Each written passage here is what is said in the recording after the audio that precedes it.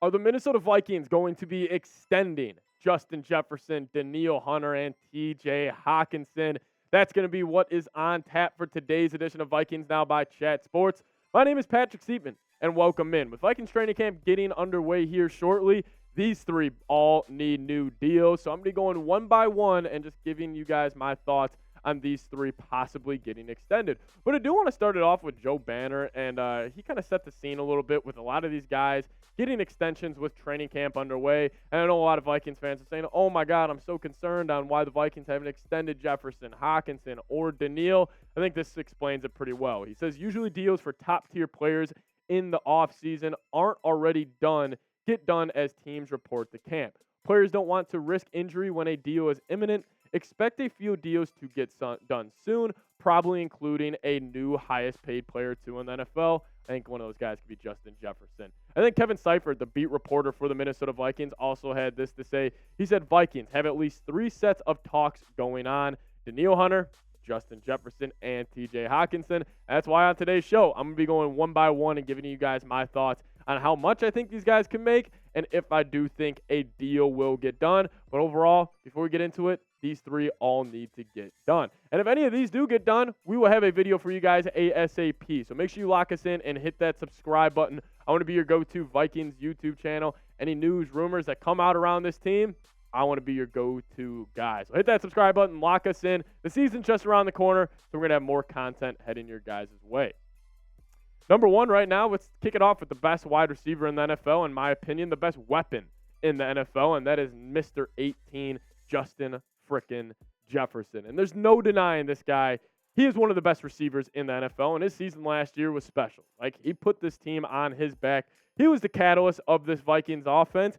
And in terms of, like his impact, I guess I could say on an overall team, like if we're talking MVP, most valuable player, Jefferson was in top 5 of voting last season. He had over 1,800 yards, 14 yards per catch, 8 touchdowns, and I'll say this to Kwesi right now. Get this done ASAP. Because you know Jamar Chase, obviously a year behind Jefferson, but that deal is coming soon. And I always say this, with deals done in the NFL, get it done sooner rather than later because the market always gets reset. There's always another guy coming out, then he's going to get paid a little more. So there's no negative of just getting this done ASAP, and I think Jefferson deserves the absolute most, and this was the contract that I actually cooked up. So I know a lot of people are saying, oh, it'll probably be a 4 or 5 year deal. I would want to lock him up for 6, and I would give him $200 million. Ends up being around 33.3 average annual salary. And then I said, Jefferson, I trust him.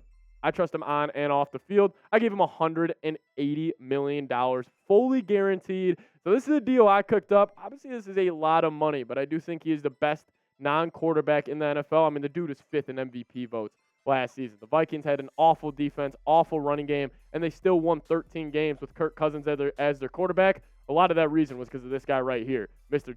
Justin Jefferson. So I'd give him 6 years, $200 million. Extension number 2 we're going to be talking about, Danielle Hunter. You know, this drama recently with the Vikes just kind of pisses me off because it's like, Kwesi just signed this guy already. Like, his base salary is $4.5 million for next season. He is not going to play for that. He is a top 10 edge in the league. He is not playing for $4.5 million next season. You're going to have to give up a lot more for that because he still is one of the most productive edge rushers in the NFL. He still had 10.5 sacks last year. And like I've said multiple times on the show before, I do think the transition from the 4-3 to the 3-4 impacted his game more than people think. But dating back to 2018, 14.5 sacks. 2019, 14.5 sacks again. He was a double-digit sack machine until obviously the injuries came into play in that 2020 season when he had that neck surgery. And I'll never forget, Mike Zimmer in that 2020 training camp called that neck injury a tweak. Turns out that tweak held him out for the entire season.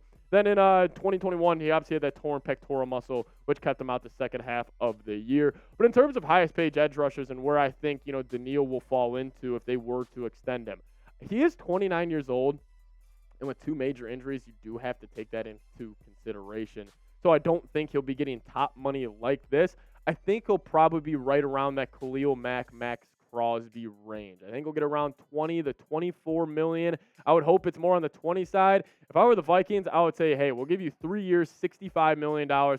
Maybe make about 40 million of it guaranteed. Put like 10 million in a signing bonus for he's happy for this upcoming year, happy and motivated. That's what I would do, but I don't expect Danielle. He will not reach the TJ Watts, Joey Bosa's, and the Myles Garrett. And then also Vikings, get this done before Nick Bosa signs. I don't think Danielle's agent could come to the Vikings and say, hey, look at how much Nick Bosa got paid. We deserve to get paid just as much as that. I don't think that would happen, but you really never know. And I always say this, earlier is better with these types of contracts.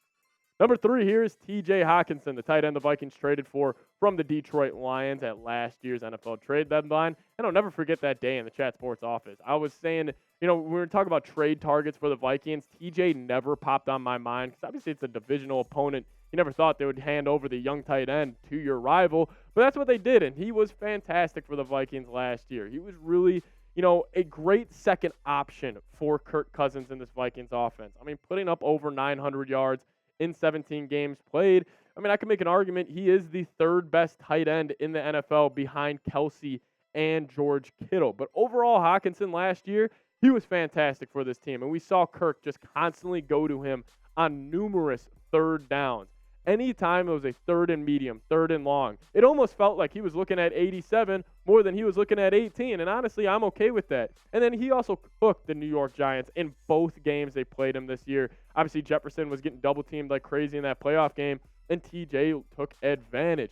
But if we're looking at highest paid tight ends right now in the league, I would assume he wants to get paid. I would hope not that Darren Waller money at $17 million, but he could definitely make an argument for that. I would assume he wants to be in that $15 to $14 million range, and I think he deserves that 100%. Like, if the Vikings extended him for 3 years, $45 million, I would be all in on that move. I think it would be a lot of a good value player, I guess I could say, for TJ, because obviously he's a highly productive player at that tight end spot, and I think the tight end position is gaining more value so far during the NFL free agency. And we know this. We know Kirk Cousins, he loves his tight ends. Dating back to even his days in Washington, with a guy like Jordan Reed. He had Jordan Reed cooking as a 6'2" tight end. And we all know Kirk, he loved Rudolph. I mean, the famous play against New Orleans Saints, back left of the end zone, throws it up to him, and the Vikings win their first playoff game in a while, and Kirk wins his first playoff game of his career. We know how much he likes his tight ends, and we really already saw the impact. When TJ Hockenson came in at the trade deadline, it completely changed the Vikings offense. And like I said earlier is better for a lot of these deals. We just saw the Bears tight end, Cole Kmet, get signed about an hour ago for another massive deal. We saw Evan Ingram get signed for another deal. So the earlier the better with a lot of these guys, and I would love for the Vikes to sign Hawk to that extension. Just get it done, Kwesi. You got 3 talented football players that all need to get extended. Jefferson, lock him up. Danielle, lock him up. And then obviously Hawk, lock him up as well. But guys, we got real football here. Like, football is back. Obviously not real football. I guess maybe the nerds of the football world say the football is back with the training camp, preseason. I love all that stuff. Football isn't really back till week 1. But with Vikings football and Vikings training camp getting underway, let me know how excited you are. Scale it for me down in the comment section, 1 through 10. As always, guys, make sure you guys subscribe to the channel. Lock us in as your go-to Minnesota Vikings YouTube channel. With training camp here, we're going to keep you posted on everything around your Minnesota Vikings. See you guys next time. Thank you guys so much for watching. As always, go Vikes.